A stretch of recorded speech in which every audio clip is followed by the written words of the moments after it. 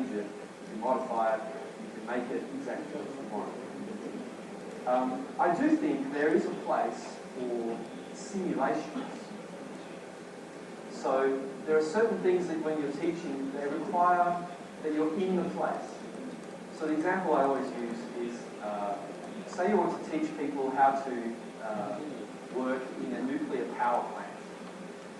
Right, so there's very strict controls, you've got radiation, it's a dangerous environment, and maybe you want to simulate the nuclear core failing, and what would you do, and how would you react. So you need to take people through simulation and training. A virtual world could be useful there if you could create that world, like a game world, where you assume a role, and you play the role in that space, and you get to experience the three-dimensional world around you for that particular simulation. But I wouldn't use Second Life for that, because you can't do that in Second Life very easily. There are some other simulating platforms around. There's one called OpenSim, for example, which is an open source version. It's actually compatible with Second Life, but it's open source. A few people have said they might like to work on an integration with Moodle, and I can see that would be quite handy.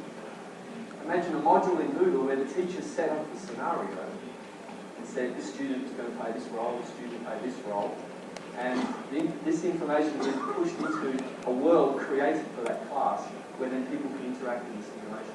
That could be useful, but I haven't seen anybody do that yet. The other thing is the new virtual reality headsets that are coming out will only make this even more powerful, I think. The Oculus Rifts. Actually, I've ordered one for the office, the Moodle office, so we can play with it. But I think there's some potential there for simulation. Still untapped, not really looked anywhere into that big number.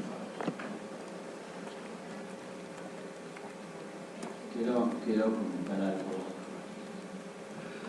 Sí, Martín, es que es interesante porque en Moodle Moot de hace 2 años presentamos una investigación que se está haciendo sobre eso y hablábamos de Sludder, ¿recuerdas? De Sludder con el Second Life, pero se inició ya una investigación muy fuerte con OpenSim, que probablemente la única diferencia es que puedas crear tu propio ambiente evitando distracciones, digamos, ¿sí? Pero ya hay muchos años en el tema de Bueno, damos paso a una pregunta de Twitter. Pregunta Steven Stifler. En el roadmap del Great Book se ha pensado en la capacidad de crear diferentes esquemas de calificación para un curso.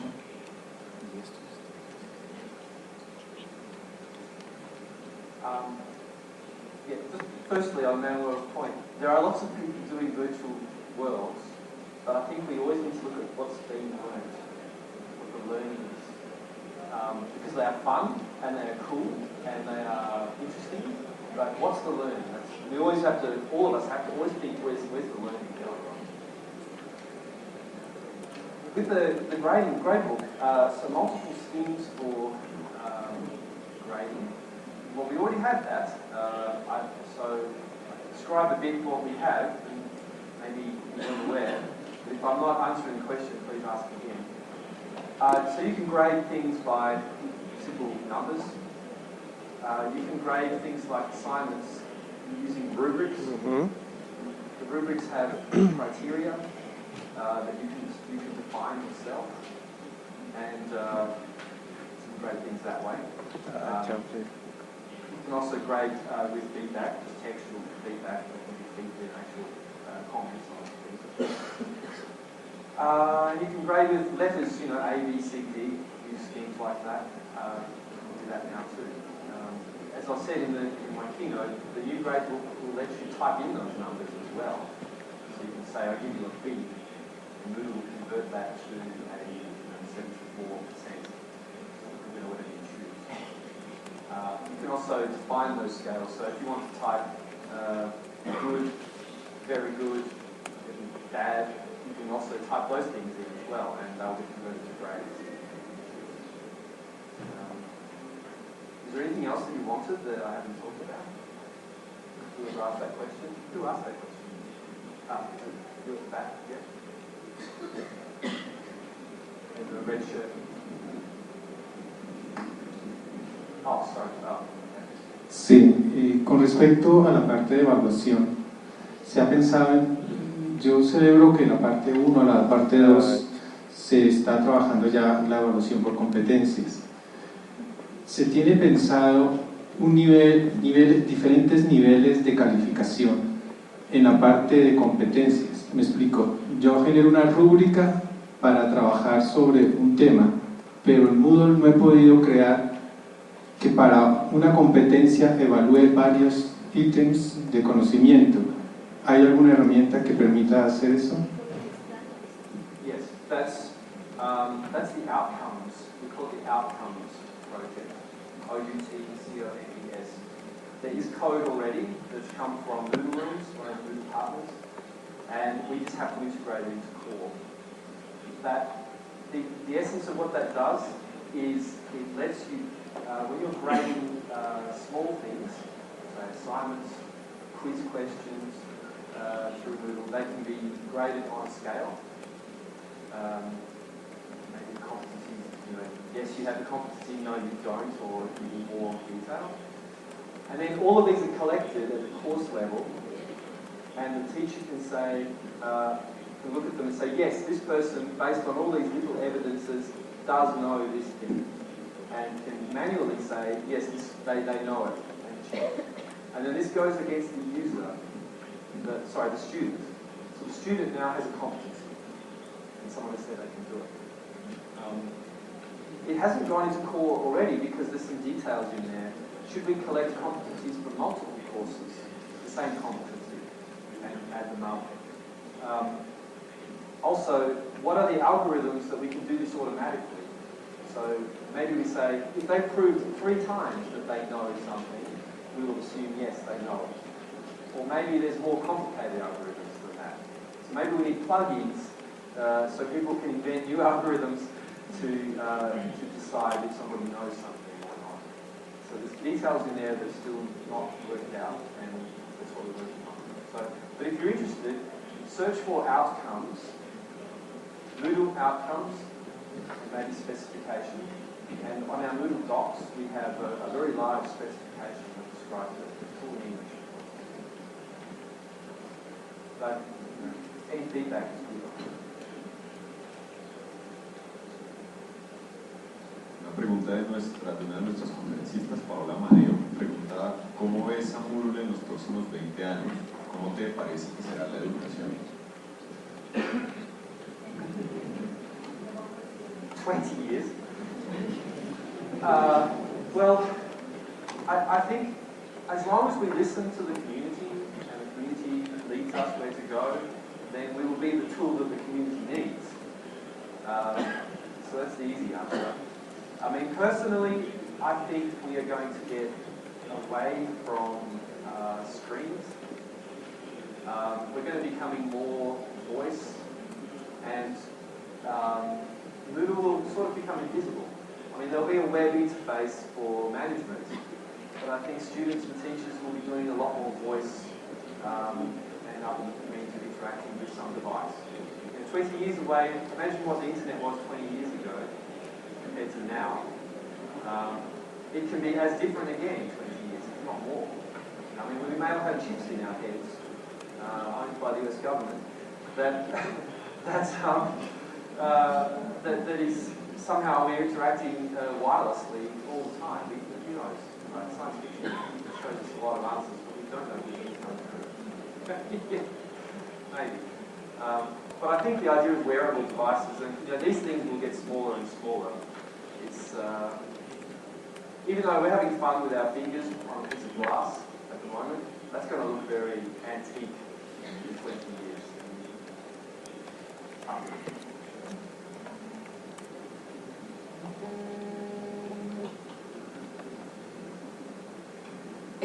Conociendo todos estos avances tecnológicos en la educación, quisiera que me dijeras cuáles serían los factores claves de éxito para la universidad, la escuela del futuro. The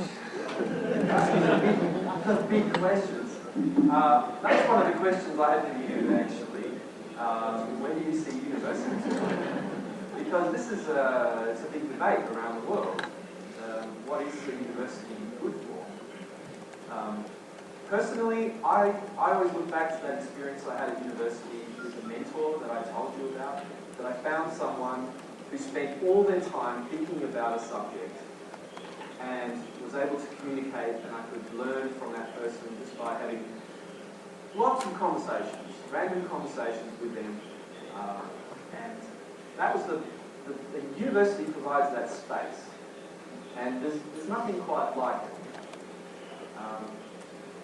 What I'm seeing now is a trend, and maybe you're seeing too, towards universities being more like very much training places, and you pay your money, you go here for a certain time, and you'll come out with a qualification that will get you a job, right, skills-based. And while everyone's doing this thing now, but are we only building people to be Lego blocks in society? To this way, maybe we are. I'm just asking the question. Or maybe there's a higher thing, more of a place like a petri dish where citizens grow. Maybe we should be thinking more of the whole person and thinking more of citizens who are capable of learning anything they want, right? And interacting in any part of society that they want. For me, I like that idea. And I think that's where universities came from. I think it's, again, Socrates, sitting around with a bunch of people discussing philosophy in Greece, and that's we don't want to lose that so much. It's difficult to know. We are all individually very small against the wave of technology and innovation that's happening around us. So we all have to work for what we believe in, and hopefully together we come up with the right thing. Ok. Nos pregunta Mónica Durán, ¿cuál cree que es la principal razón para implementar Moodle en una organización y no cualquier otro LMS? Y Juan Camilo Páez quiere saber un poco cuánto tiempo le llevó construir aquella primera versión de Moodle.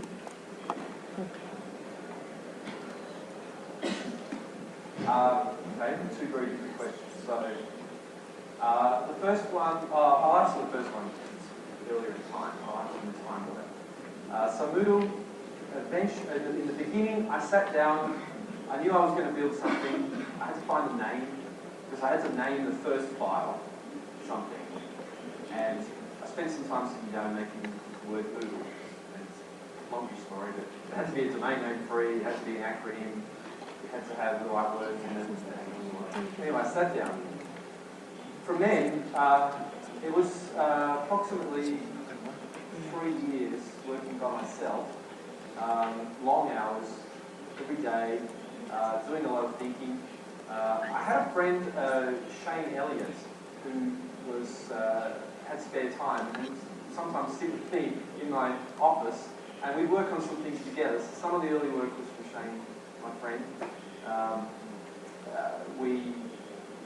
But it was mostly myself directing it, and we had a lot, I just had a lot of that. And, my wife at the time was just like, so you're spending all your days and nights working on this thing that you're going to give away for free? And I'm like, yes. It was hard to explain, but I felt really like once I started it, I couldn't stop, because I really wanted to see this going be something and be out there.